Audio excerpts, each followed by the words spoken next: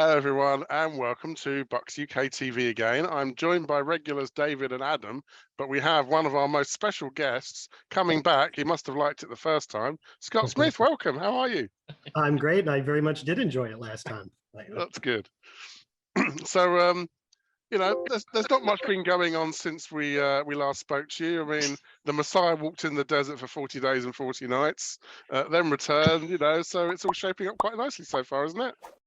Yeah, that was basically two gigantic decisions, right? The one to retire, and then the one to change his mind, and it all came back to the end, and it changed everything for us. I mean, I honestly think a number of those free agents who return would not have had Tom Brady not been in the picture.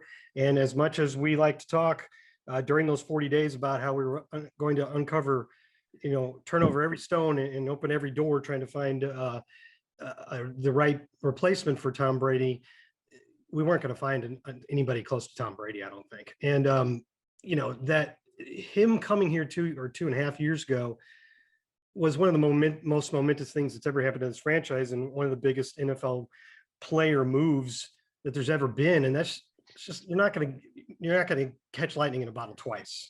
We were going to have a worse quarterback situation, and so I think it changed everything from the Buccaneers being a team that you wondered what 2022 was going to be like to, yes, they are again one of the prime Super Bowl contenders like they have been the last 2 years. And you mentioned sort of turning over stones and opening doors. In terms of the doors of One Buc Place, what's the vibe like, compared to other years? Because obviously you're one of the more tenured people on the media teams. You've got a good frame of reference. What's your barometer looking like at the moment?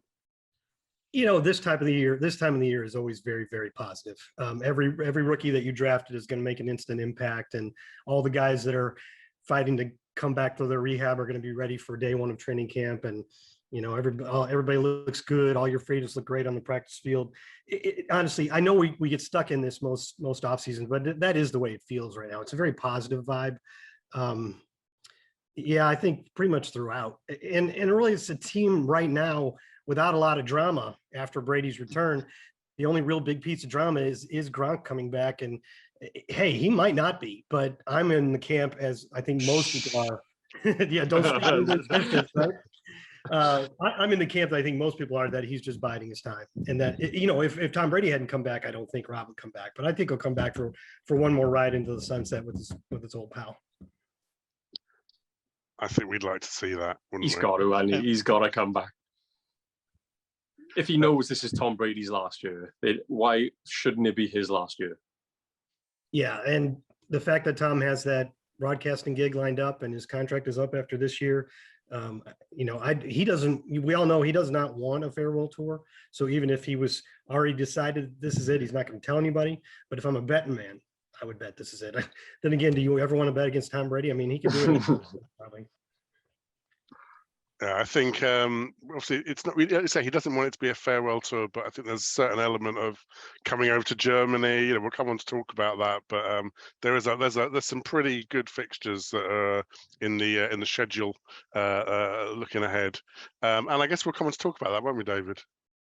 Yeah, I mean those first 4 games in particular are that's a tough start, isn't it, for the schedule to to kick off with. So, but I think having Brady back and Nucleus, I think we're probably one step ahead of some of the other teams. So I think it's something to sort of really look for and to mark our position in the league early. So yeah, I'm a kind of contrarian with this, because I know everyone says that this first 4 games is going to be really difficult. Obviously, it's going to be difficult. But would you rather have these first 4 games at the start, or would you rather have them at the end when you're looking to get into a playoff position? So I know for me, I'd much rather get them out of the way early. I think I'd rather spread them out personally. That's not an option. Yeah, by strength of schedule, it is the hardest first 4 games for any team in the league. And the funny part about that is 3 of those 4 teams are playoff teams from last year, but the one that isn't might be the biggest problem, because it's the Saints. That's the hurdle that we can't seem to get over, at least in the regular season. They just play us well. They play Tom Brady well. I think in the regular season, since he got here, he's got like a 71.4 passer rating or something like that against the Saints. They know how to defend our offense. And so at New Orleans in week 2 is the one game in that stretch that's not against a playoff team, and yet it's at least as daunting as the other 3 games on that schedule there. But I think the deal is, isn't it, that we let them sweep us in the regular season, but then we go and win the Super Bowl? That was the deal, wasn't it? 2002 and 2020. And if we want to follow that pattern again, I'm perfectly fine with it. But I guess we've got Jameis Winston coming back from injury. So I think he's probably going to have something to prove. And obviously it was against the Bucs, unfortunately, that he was injured. So I think it's going, like you say, it's going to be one of those games where it's pumped. But often, we've opened early on against the Saints in previous years, and we're obviously the newly retired Fitzmagic spectacular, where I think it's probably the most points I've ever seen, like dollar signs rolling in the back of my eyes. But then there's been other games also where it's perhaps a bit anticlimactic. Sometimes the pressure is too much, isn't it? Maybe so. And one of the players, I can't think of who it was, during all these interviews in recent weeks, did say that the Bucs probably get too hyped up about that game. They get too caught up in the emotions of the fact that they are having trouble with the Saints, and all during the week you say it's just another game. We know we can beat them. Yeah, they've had our number, but it comes to game day, and I guess everybody gets a little bit tight. I mean, that 9-0 game last year, and then the one 2 years ago, and I think they were both Sunday Night Football. So thank goodness this one's not Sunday Night Football again. But 38-3, I think it was. The one great thing about that one, and I'm sure you guys have seen it, was Tom Brady being mic'd up and gathering the guys in the huddle towards the end and saying, "Hey, we haven't been here before, but we have to know how to react to this kind of thing." And they did rebound obviously very well after that loss. Yeah, I think it was Carlton Davis when they said that they all get emotional. I think it was him. I think it's true. They do get emotional. It seems to be like a more of a fight battle than just stick into the football. So I really hope that doesn't happen again. Are you all 3 of you concerned about the Saints this year? Do you still think they're going to batter us? Yes. I personally don't. I think we're gonna wipe the floor with them this year. Oh, good. It probably comes down to Jameis Winston. And if Michael Thomas is healthy too, and maybe it's good that we're catching him for the first game early, but their defense is still very, very good. Obviously plays us well. And if Jameis Winston is good, they've added Olave, they've added Jarvis Landry. I'm not a huge Jarvis Landry guy, but he does put up he gives you a lot of catches. And they still have Kamara. They almost always figure out a way to field a great offensive line, even though they lost one of their main guys. So I think they're still going to be very good. I think we're better. If you were asking me who I think is the favorite to win the division, it's us. But I think they're going to be right there contending for a playoff spot. I guess one of their biggest losses is one that probably isn't even on the field in terms of Sean Payton. And we know the Bucs in the past have tried to knock him out of the game. So how significant do you think his absence might be? Well, I think it's going to be huge on offense, but they still have Dennis Allen, who was running the defense, and that's, to me, I think the bigger problem when facing the Saints is their defense. So it's interesting because rewind just 2 years and they had Peyton and Drew Brees, and obviously those two together worked magic for so many years. And so it's a gigantic transition for them, and I don't think anybody can predict how it's going to go. But I'd rather face Dennis Allen and Jameis Winston than Peyton and Drew Brees. So I mean, last season, Jameis, when he started early, he actually had a good start, didn't he? Until it played us. Playing him that little bit earlier in the season, do you think he'll be going out and feeling he's got a bit more to prove, just like it's hyped for us as well? He'll feel hyped up for it? I hope so.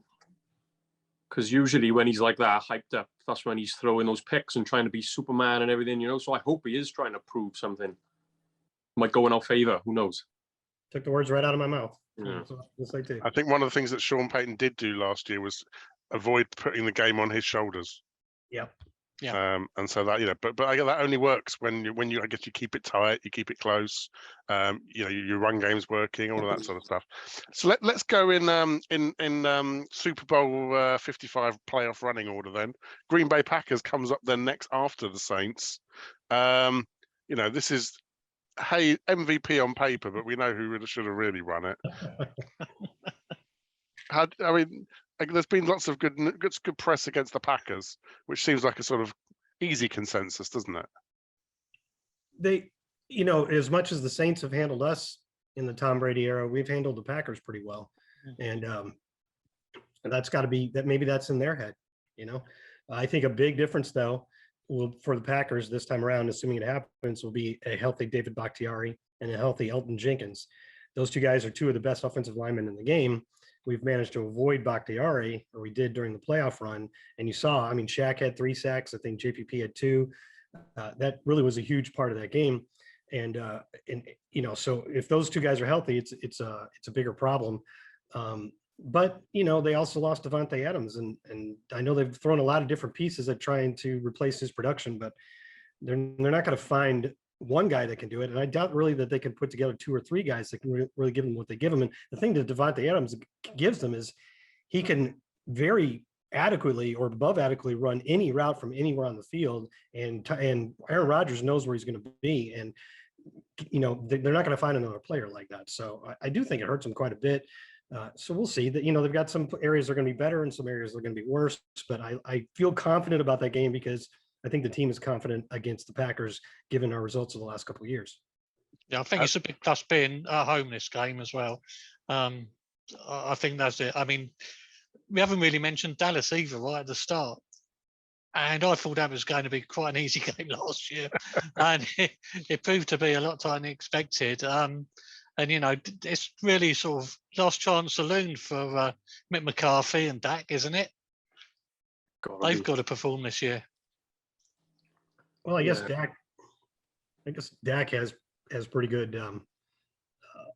He's got that long contract at this point, so he's got pretty much security, I think. But yeah, I think McCarthy should have already been gone personally, but I'm glad he's not. I don't think they're gonna. I don't think we're gonna struggle as much as we did in the opener last year. This year, I know Zeke's not the player he was. I know even last year he was just like another old lineman, wasn't he? He was a good blocker. He was a really good blocker. He picked up everything last year. So, you know, as far as a running back went last year, I think Tony Pollard was playing better. Was the man, yeah. I have a bunch. And he's been taking snaps in the slot, Pollard. I've heard the last couple of days. So I think they might be struggling. I have a bunch of friends who are Dallas Cowboy fans, and even though that obviously speaks terribly to their character, they all, every single one of them believes that Pollard is a better running back than Elliott. Every one of them. I don't disagree. So it's go on. Well, and I think Dallas is a defense also that we can exploit. I know they were improved dramatically from 2020 to 2021, and that made them a playoff contender for that reason. And Micah Parsons made such a huge difference for them. But I feel like it's the type of defense that Tom Brady can exploit. You know, for instance, their cornerback, whose name I'm blanking on, right? Trevon Diggs, who had like 11 interceptions. Yeah. He had all those interceptions, but he gambled a lot and he gave up a lot of big plays. And I feel like that's the kind of defense that Tom Brady can really exploit. Yeah, big time. I'd be worried about it with Jameis Winston because Diggs would probably bait him into something, but Tom Brady's different animal. Hopefully he won't make those stupid decisions that we all knew Jameis would. And then the fourth of those is the Chiefs. It's the second home game back to back. That's our second primetime game. We're only 4 games into the season. You know, as a Bucs fan, it feels like Mahomes hasn't been the same since Super Bowl 55. So maybe he's going to be sort of seeing ghosts. Who knows? What do you think? No Tyreek Hill this time. Yeah. Same with the Cowboys. Going back to the Cowboys, you know, Amari Cooper's gone. So there's a lot of these teams we're playing early. Devontae Adams is gone. Tyreek Hill is gone. There's a lot of teams that are missing their number 1 receiver. So it's time to feast early on in the season. That's something we were all, as a staff, I was talking to some guys in the PR department, and we were marveling about that a couple of weeks ago, that the outflux of talent from the NFC to the AFC, and specifically teams on our schedule, as the offseason was going on, we kept getting good news. Tyreek Hill's gone. Devontae Adams is gone. Amari Cooper's gone, and Teron Armstead from the Saints is gone. It didn't seem like these teams were adding anybody scary. They were all losing scary guys, and they're all going to the AFC for the most part. So that went really well for us. That I imagine the artwork department probably weren't that chuffed. They'll probably keep rubbing out what they're drawing and start all over again. But so, I mean, we know we're not going to put you on the spot and make predictions, but kind of thinking about the scenarios. There's a scenario where we sort of come out of that out of the gate in terms, as Adam's saying, full steam ahead. There's a scenario where we probably maybe don't know where we are around 500. Well, there's a scenario where we've been a bit slow out of the gate, and that's not unusual for the Bucs. We know that that doesn't define the entire year. With those possible scenarios, how kind of foundational or severe do you think that might be for the season as a whole? Well, if you taking that first scenario, if you come out of there with 3 or 4 wins, then obviously you're in fantastic shape, because the rest of the first half schedule isn't easy either, but it definitely tails off. So if you give yourself a head start and you've already proven that you can beat some of the prime Super Bowl contenders in the league, then you're in great shape, right? If you're at 500, I don't think you're worried. I don't think you're worried considering that schedule and what's coming up.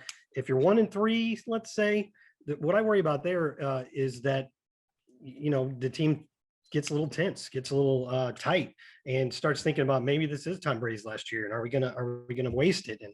And that, I think that psychologically can make a difference. So I think it's possible that a slow start would be problematic for the team, and that it wouldn't necessarily just overcome it. I guess we'll find out. I mean, this team, obviously, with Tom Brady at the top, is going to have a lot of mental fortitude. So I imagine they won't, fold up or anything. But if you recall, you talk about slow starts, like, for instance, losing to New Orleans in Tom Brady's first year. But I think we won 5 of our next 6 games. And in both of these last 2 seasons, around midseason, we've been one of the best teams in the league. So it wasn't really that slow of a start. It was just a couple little hiccups here and there. But 1-3 and multiple losses to your prime Super Bowl contenders could be a little difficult to overcome. I mean, it's interesting. Sort of the weaker teams that hopefully we're playing are the rest of the teams in our division. Mm-hmm. As it says at the minute. How do you feel about that? About the other teams in the division? Yeah. Yeah, I'm glad, because so many years the Buccaneers were playing in the NFC South where every other team had an MVP caliber quarterback. And the Buccaneers were, there were times when Jameis Winston was very good and very productive, but you still had the 4th best quarterback in the league. And all those teams now have had to undergo massive changes at that most important position. And also, they've all had new head coaches in the last few years. And so they're the ones more in transition than the Buccaneers, and with bigger question marks. I mean, who's the quarterback in Carolina? Maybe they trade for Baker Mayfield. There you go. Yeah, I mean, how good is Marcus Mariota going to be, or the rookie that they drafted? And how good is Jameis going to be? They all have question marks at the most important position, and the Bucs don't. I still think Carolina and Atlanta are in rebuilding phase. I doubt either of them will be playoff contenders this year, but like I said earlier, I'm still worried about the Saints. But I guess we know that the objective for the Saints isn't necessarily to beat them, although that would be nice. What we need to do is be above them in the divisional standings. Yeah. As long as we do that, the playoffs beckon. There you go. So that's we've got those 3 home games on the spin, and then we sort of move into the midst of it all. Do you think, in terms of, obviously we knew in advance who the home teams were going to be and who the away teams are going to be? Do you think that sort of 2 away and then 3 on the road and then 2 away again, does that hinder us? It felt like last year, it felt like the year before, when I looked, I'm not a conspiracy theorist, but when I looked at the Super Bowl 55 schedule, there was nowhere cold at the end of the year apart from being in a dome, and it was all nice and not too sunny in Tampa. It kind of feels like it's a bit more mixed up this year, doesn't it? Yeah, there's some minefields for sure. I don't ever like long stretches of being on the road, but one of those is the Germany game, which I think is going to be very exciting. So I think we'll take the schedule the way it is, especially if we get through that first 4 games in good shape. There's nothing there that's too daunting. I don't think we really have too much in terms of cold weather to deal with, although I did look up the temperatures for where are we in Germany? Where are we? Munich. For that time of the year, and that one's going to be kind of cold.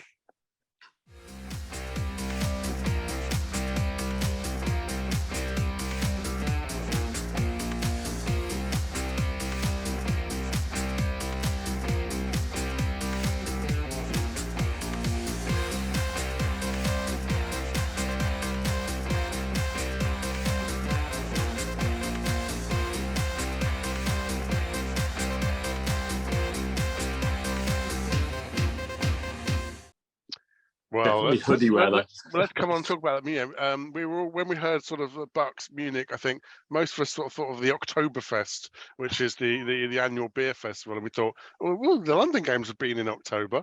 Actually, Oktoberfest is actually a little bit earlier than that. But it turns out, it's like I say, it's later than normal. I mean, obviously you probably knew a few days before the rest of us that were about Germany, but kind of how much influence is there in terms of when it is and those sorts of factors? Did we have influence on it? Is that what you're No, asking? as in, presumably the league wants to try and make sure everyone's happy with the schedule. Yeah, I mean, they try, but that's not their main goal. I did hear the main guy, is it North? Michael, talking about that. And he said they basically, it's an exercise in trying to avoid pain. Like they know they can't make everybody happy, but they're trying as much as they can to not piss people off. And I don't think we can complain about when that game is. One of the nice things about it is when you have an overseas game, you do get the option of requesting if your bye week is right afterwards or not. And we did. So that's a pretty late bye week, and you tend to think bye weeks late are advantageous. And I believe that doesn't that then come right before our game against the Rams? So I think we get a little. It's before just the after. Browns. It goes Rams, Seahawks, bye week, Browns. Yeah. Okay, so maybe it's I don't know. Maybe Yeah. I felt like we had a little extra time before the Rams, but maybe not. Yeah. The Rams is it's the Ravens is Thursday night. Yeah, I think that's it. Yeah. So we've got the Panthers and the Ravens, haven't we? And then that's the Thursday night game, and then we move on to LA there. And did you guys know that we don't play a single team coming off a bye this year? Not once. Oh, that's sucky. There's something. So some people do analysis on, I guess, plus and minus days of rest over the course of the whole season. And we have about the fourth best. Like it's something like +9 because we have no games against teams coming off byes. And obviously the team we play off the bye has one. And then, we got a couple, we have a one Monday night game, but all of our other games are Sunday, right? All our other or Sunday or Thursday, and every team has a Thursday game. So it works out well for the Buccaneers in terms of that. And again, I think everybody's going to be really excited about the game in Germany. Every other time we've gone across the seas to see you guys, we generally haven't been a very good team that season. It's fun to think about actually showcasing a championship caliber team in another country. I wish we had been able to do so in our 3 visits to London, but now we got a shot. I think we're probably pretty excited to be representing the NFL in the first game ever in Germany, and I think they're very excited about it over there. The feedback seems to be very positive that German fans in general are very much getting into the NFL, and that they're going to, and that they like this matchup. Getting to see the Buccaneers probably would have been a little bit better for Russell Wilson at stay with the Seahawks, but still, Seahawks are a very recognizable team that's been good for a long time now. So I think there's a lot of excitement around that game, and that'll make that long trip. Both teams have a long trip. I wonder which way will Seattle go around the globe? Over the top, I guess. Over the top. They could. Yeah, they could. We did that when we went to Japan in 2003. We kind of went diagonally over the top. But you're right. I mean, the Seahawks actually have quite a big following in Germany, and Germany, they love their NFL. They've loved their NFL, for a long, long time, all the way back to the Frankfurt Galaxy, who actually are back again, believe it or not. Oh, wow. It's not quite the same team, but they've got the licensing and the logos, and they played the Rhine Fire last week, so it's like deja vu. But those were good uniforms. Those they were. With didn't have like a galaxy on the helmet, and they were like. And you know what? I think we know that actually growing the game and growing the Bucks means going somewhere else, and I think we're probably of the position that with 3 losses in London, we don't mind rolling the dice somewhere else. Definitely. We were very excited to hear about the game. How do you think it lands with the native fans? Because obviously the joy now is that it's the 17th game. Right. So you still get 8 home games. So yeah. It doesn't hurt nearly as much, and it wasn't Kansas City. And it wasn't Green Bay, and it wasn't, any of the other marquee games on your schedule. I mean, Seattle's a good team, an interesting team, but I don't think it's the one we were most scared about losing for our home game. So, and now there's in the early days of the London games, all the teams came over really early. They wanted to adjust their body clocks. They had to do all the various TV spots and skits and things and interviews. And then towards more recently, it's kind of fly in, don't adjust your watch, and just get out of Dodge as soon as the game's over. Now with Germany, I imagine there's probably going to be that media type press demand all over again to try and land the game. So how do you think the team are going to try to reconcile that? I think we're going to go late. I think that's the way teams are doing it now, and I think we're going to stick to that, which is for those of us who wish it could become partially a business trip and partially a sightseeing opportunity. I wish we were going like that one year we came to London on Monday night or Tuesday. That was fantastic. Stayed at that country club or whatever it was, and Penny Hill Park. Yes, that's it. Yeah. It was beautiful, and that was great having all that time. So from a selfish standpoint, I wish we were going earlier, but no, I don't think so. It'll probably be like Thursday night. So maybe it's going to be a few cheerleaders and Captain Fear being sent as the advance party or something. It'll be a whirlwind of activity. A few alumni. Do we think Chris Godwin's going to be back before Germany? Yeah, I'm hoping he is. Yeah. I don't think he's going to miss. I wouldn't be surprised if he's not ready to go for week 1, but I don't think that's why I like to hear. If you put him on PUP, then he has to miss 6 games, and that seems like a lot. So my guess is we'll probably carry him on the 53-man roster until he's ready to go, and hopefully doesn't miss too much time. And so that would probably involve, when camp gets here, him starting as a active PUP, which you have to do at the beginning of camp if you want to preserve the option of making him reserve PUP. So he'll probably get that, but hopefully the progress will be good enough that we won't have to put him on reserve PUP and have him miss 6 games. The other thing I meant to say about the Germany game, so the corporate, the luxury tickets went on sale this week and sold out inside of 3 minutes. So I think this is, and from what I hear, there's been over 1 million registrations of interest for the standard price tickets. So if you assume each person wants to take 2, 3, or 4 people, I mean, it's going to blow London out of the water in terms of the demand for this. So I think it's going to be really interesting to see. And I think Seattle having that big fan following in Germany. Ironically, I don't quite know why they've sort of chosen to adopt them, but I think it probably makes it a quite keenly contested match. Now, the time difference means that it's going to be an early kickoff for everyone stateside. Do you think that means it's going? I mean, I imagine most people, a bit like if there's an extra soccer game on here, you just kind of get the beers open, stick the sofa up, and you're there for the day. Do you think it's going to? Do you think most people in the States will be watching? You mean like mimosas or Bloody Marys at 9 a.m.? Yeah. No, I think people like it, especially if it's your team, because you get to watch a bonus game before anything else starts. You get to watch just that, and then you've got if you're one of those people that likes to sit down and absorb an entire day, including the night game on Sunday of NFL football, which is what I would do if I wasn't working in the league. I think they're going to love it, especially if you're a Bucs or a Seahawks fan. What a great day of football for those people. I guess for the West Coast, is that 3-hour time difference? 4 hours? Yeah, it's going to be like, no, it's 3 hours. It's going to be like 6 a.m. 6:30 in the morning. I don't know about that. That's an early one. I'd have to really like my team to go for that. The 12th man might be sleeping in that day. We can but hope. And then I guess we've got the tail end of the schedule, which I guess naturally we're sort of maybe glossing over.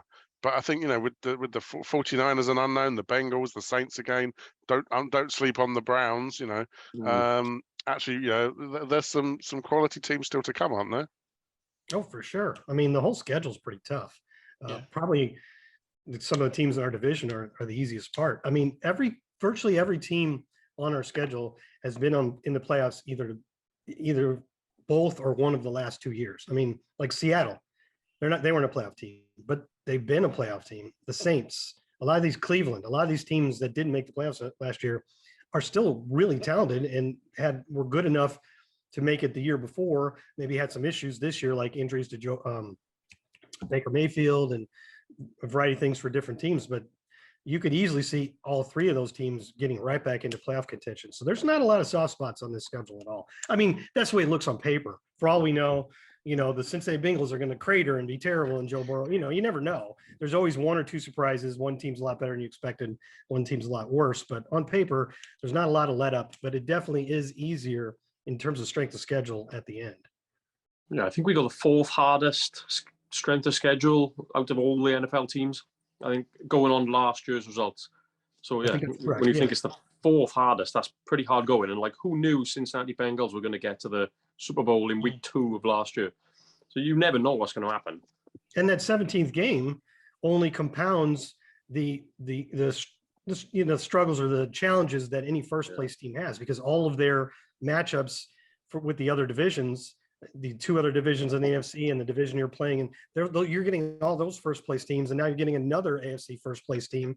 So it just, it's the spoils of being good. It's a good problem to have, but I think I guess we would have 5 division winners on our schedule, right? 3 in the NFC and 2 in the AFC. So that's going to be hard no matter how you slice it. Yeah. Yeah, I mean, those 4 games, San Francisco, Bengals, Cardinals, and Saints, that's going to be a bit of a stretch going in. And then, Panthers and Falcons at the end might be really big games for us. For sure. And actually, the Bucs better load up on turkey, because they're not going to get any later in the year. Because after Thanksgiving, if you're playing Christmas Day, you're playing New Year's Day, there's not going to be much festivity going around, is there? I was really hoping we'd get the Thanksgiving game in Dallas. I thought it was a good shot, and it would have been right after the bye week, I think. And so, is that right? So yeah, 27th. Yeah. So man, how great would that be? So because usually a Thursday game is the problem is the short week of preparation, but if you're coming off your bye week, you don't have that problem. I guess maybe the league thought that was too nice, too easy. That's why they didn't do it, because it seemed to me like Buccaneers at Dallas for Thanksgiving would be only the second time we ever played on Thanksgiving. Made a lot of sense, but they put Dallas in week 1 again. Well, maybe we're going to have to wait for the Lions to roll around on the schedule as our shot of making it there. Lions, Jets, and Giants. Yeah, could be. So again, we're not going to put you on the spot in terms of what you think the overall sort of record's going to be. Obviously, we know wins are good, losses are bad. But kind of what sort of things are you looking for? What does success look for you in various bits of the team or the performance? What are the bits that you're honing in on? Yeah, probably the trenches, I would say. I'm not really too concerned about our wide receiver core, our quarterback, running back. I think, probably the corners need to play a little bit better and have better health fortune than they did last year, but I'm pretty confident about that. I like our safeties. In the trenches, you're replacing 2 of your starting guards from what was one of the best lines in the league. Now, I think we have a good plan for it. I think Shaq Mason I don't know how we got him for a 5th round pick. Seems crazy to me, but that's a very good fill-in for Kappa. And then I know they like Aaron Stenning. They drafted Gedeke, so there's some good options there. But you don't know for sure until you find out if that's going to work out. So the question marks there on the offensive line. Is it going to be as seamless of a transition as we were hoping it's going to be? Getting Ryan Jensen to come back probably made a big difference, and that helps. And then on the other side of the line, you're looking at some young guys that are going to have to give you the production that proven veterans have in recent years. Logan Hall, and now Akeem Hicks, of course, but Logan Hall needs to give you 700 or 800 snaps and be like Ndamukong Suh or something like that. And Joe Tryon-Shoyinka needs to give you the type of thing that JPP was giving you at his peak, which he wasn't at very much last year because of that shoulder injury, and he tried to fight through it. But those aren't proven commodities. There's high hopes for all of them. I think the plan at all those positions are good, but we have to wait and see if it's going to work out. And so that's, to me, where the concern is. So we've got about 10 million left on the cap space at the minute. So obviously we don't know what's happening with Gronk, but where would you spend the money? Well, I guess you still have to sign Logan Hall, so that's some of it. And I think we would sign Gronk. And, I've been saying, and I'd said it on some shows and had it in a couple pieces of writing, so I'm not making this up after the fact. But when I was asked in various forums, do you think the Buccaneers are going to add any more prominent players before training camp? I didn't say Akeem Hicks specifically, but I thought that was the spot where we needed to add a guy, just because you lost about 1,200 snaps with McClendon and Sue, and you didn't want to put all that onus right onto Logan Hall, the rookie. So I really felt like we needed to add a veteran presence there, and we did. I don't know if there's anything else out there that's a big ticket item that we would spend on at the moment. So, it doesn't hurt to have some of that cap space in reserve going into the season in case you have something, maybe you have an injury and you need to make a trade or something, and then there's salary cap implications. So I know GMs like to have a little flexibility heading into the season. I'm not sure that 10 million at the moment is earmarked for anybody else outside of the roster right now. We've talked about the training camp and some of those rookies coming through. Now, regular viewers will know that special teams is something I take quite an interest in. I'm trying to trademark the phrase, it's a third of the game. The kicking area, I think, is something where there's obviously been some signals that, if not changed, there's certainly going to be competition, isn't there? Yeah, I'm a little bit surprised at how directly that coach has made that clear. I thought generally with a veteran incumbent who's been pretty good, overall, he's got the best field goal percentage in team history. So it's been a good 2 years, and he was picking him up before the Super Bowl here was huge. I think a lot of times in those situations, coaches don't want to come right out and say it because they don't want to seem disrespectful to the veteran, but that's not the case here. Coach Todd Bowles says it's an open competition with him and Jose Borregales. And I doubt that scares Ryan Suckup. Fine, bring on the competition. Let's go. But if Jose Borregales, especially in the preseason games, outperforms him, he can definitely get that job. There's no doubt about it. I mean, we kept him for the entire season last year and protected him with that practice squad protection rule every week, except I think the first one. So I think it was the plan all along to roll with the veteran for 2021 for sure, but then let Jose be a real part of the competition this year. Yeah, we had to sort of sneak him into the practice squad, didn't we? And hope that no one noticed. What about the sort of the return game? I think you wrote about this probably in the mailbag. I think either last week or the week before. But that sort of is Darden the man, harking back to Clifton Smith and things like that.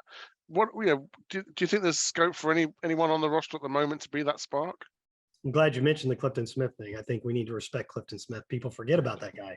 If it hadn't been for Captain Munnerlin, I think it was, who blew him up twice, or at least one of the two times he was blown up while trying to make a fair catch on an illegal hit. And I think that pretty much shortened his career. He was fantastic. He was a real threat anytime he got his hands on the ball. Now, we haven't had a guy that was scary since then. I know they were hoping Jalen Darden would become that, and that could still be the case. But there's not an obvious answer beyond Darden on the roster right now. Jaden Mickens isn't even still around. So I think that's a really big question mark, something if you had asked me a couple of things that I'll be looking to see that I really don't know how they're going to pan out in training camp, who's the return man is the big one of them. I think everybody hopes that Jalen Darden takes a big step forward and he's the answer, but it's not a guarantee. Adam, what's the one thing that you're hoping to see this year in terms of obviously wins, but improvements? Wins. I don't know. It's a good question. Because obviously, it is the wins. On the forum and on the podcast as well, actually, I know we always harp on about, I would love to see more trick plays. So going for a quite a fun answer. I know it's not a trick play, but the Green Bay game, Scotty Miller touchdown, just something that we're not expecting. So I'd like to see a few. I'm not saying every game a trick play, but check 3 or 4 in this season. I'd love to see a few trick plays. Yay. Great answer. Yeah. I've said the same thing multiple times in recent years. And sometimes you have coaching staffs that simply, obviously, just disdain trick plays, and you're just not going to get one. I have not looked into Todd Bowles' career when he was the head coach and what they did. But man, run a flea flicker every 5 or 6 games. They're awesome plays. If you run a flea flicker and you have, obviously the hope is to hit the guy running deep, right? The safeties come up and he's wide open. Yeah. Sometimes they figure it out, but as long as you also have an intermediate route, you almost always have somebody open. And even if you don't get a 60-yard play, you're going to get a 20-yard play. And also run a fake punt once or twice. Come on. It's almost a weekly basis on our little forum that we got. Someone shouts for a flea flicker or a fake punt. Someone says it. Hey, we're all desperate for it to happen. Presuming that Jay Camarda is the punter, which I think everybody presumes, he's a really good athlete. He's a really good athlete. And he's fast. So do something with him. I don't know how good his arm is. but he's a really good athlete. So maybe we can do something with him. You've got to be careful because there's that fantastic stat that our leading average rusher per carry is John Lynch, isn't John it? Lynch. 41 yards or something. So you don't want to go mess the stat books up. That's true. You mentioned Todd Bowles, and David, we were talking about Todd earlier, weren't we, in terms of Yeah. the character and then the effect that might have? Yeah, I mean, what's it like having a different head coach out there on the training camp? Has he brought anything different? Anything you've noticed in particular? Well, one of the things one of the players mentioned right away is when they're doing team drills, they're only on one field. Remember how Bruce Arians liked to split them up when you got so many players? And you got mostly ones and twos over here going against each other. You got mostly young guys over here. And the idea was get everybody more reps and maybe you find the diamond in the rough over here on field 2. The player who brought up the fact, I think it was Ryan Jensen, that we were only on one field seemed very happy about it because I think that means a couple fewer reps, you know what I'm saying? Because there's more guys. So if you're an offensive lineman, you may not have to sweat through 50 reps. It might only be 40, you know? So that's one big difference. Everybody was remarking about the pace of the practice, not to say that Bruce Arians' practices weren't well paced, but these practices, especially in the minicamp, were quick. And I can attest that, you know, we've got a copy of the team's practice schedule that we're looking at. And, you know, it'll say this period is supposed to be 20 minutes and it's done in 15. And that was very common. So there's that.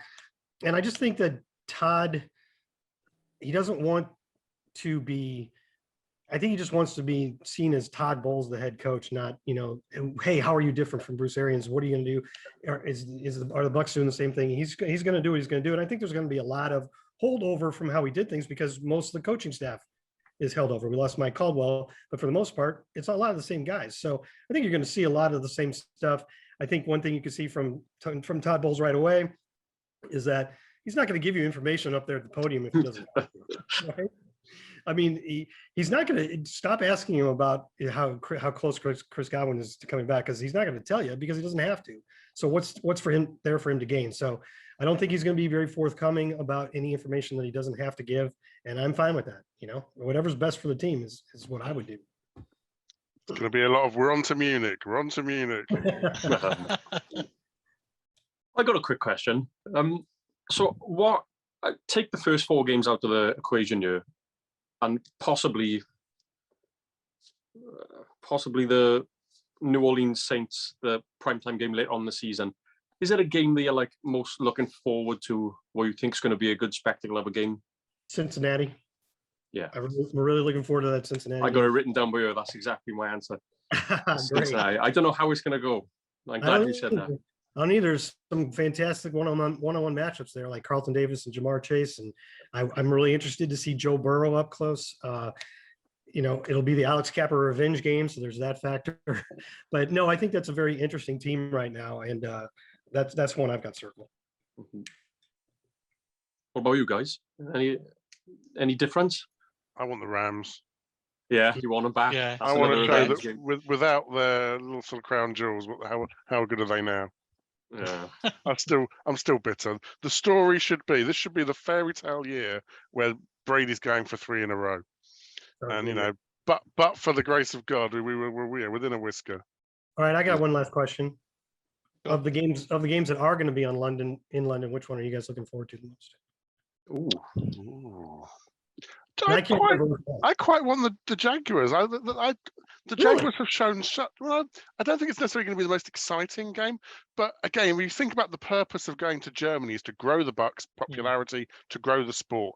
And what the Jaguars have done with that ongoing regular commitment, I mean, they've got their own UK social media team and employees now. One of my friends that I used to play with now does Jag Tag, and they go into schools and they're doing a learning game. So I kind of like the fact that because everyone knows, if you've moved a team to London, which has got its own, that's a podcast in itself. But you know, if you moved a team to London, who would support them? The answer is no one. We'd all stick to our teams, but you'd grow a new fan base over time. And it feels like that's what the Jaguars have been doing. It's kind of really organic, positive way. You know, they don't have to go into schools and do that. They could just do an advertising campaign. But it feels like they're going about it the right way and really trying to grow a fan base. So that's I kind of like warm to them. I wouldn't quite call them a second team. Don't get carried away. But you know, but I think that's the one that I would want to keep an eye on. And I hope that they put on a spectacle. I mean, it's definitely noticeable.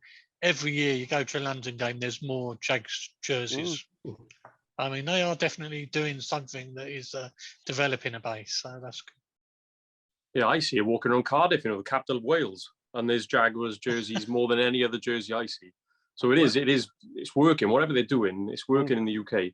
I think the game I'm most looking forward to is the Green Bay game, because I can't wait to see them over here. So yeah, it's I can't wait to see them lose over here. You can see them on the podium, can't you? What? Oh yeah. We're really looking forward to coming to London. I can't believe it's only just happened now. I think that's their first. It's their first overseas game, right? It is. They got drawn into it, kicking and screaming, but I guess every team has to do it over the course of 8 years. So so they're the last NFL team to do it, aren't they? Yeah, I think that's right. Yeah. Get them over here. Well, Scott, thank you. Actually, for those, this is Scott's day off, so that's how cool it is to have Scott on board. So thank you so much. Fantastic. We've got lots of our members coming over to Tampa early on in the season to try and get some games in. October, the October games work really well with our school half-term holidays here as well. So, but best of all, we will see you in Munich. And depending how well the Ticketmaster website holds up, that might be a lot of us or even more of us. We're doing our best to press F5 every 30 seconds on about 30 different devices. But we'll get there, and we really look forward to catching up again. Well, thank you. I really appreciate you guys having me on. And before I go, I would also like to point out that we have a new writer on our website now, Brianna Dix. I hope you had a chance to check out her stuff.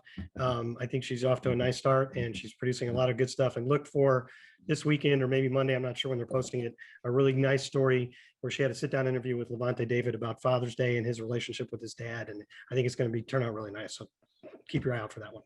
Oh, thank you. Yeah, we've already engaged with Brianna. She seems definitely in the right place.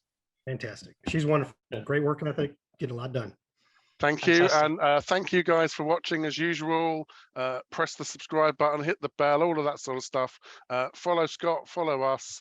And we look forward to interacting with all of you. So thanks everyone, and go Bucs. Go Bucs. Go Bucs. Go Bucs.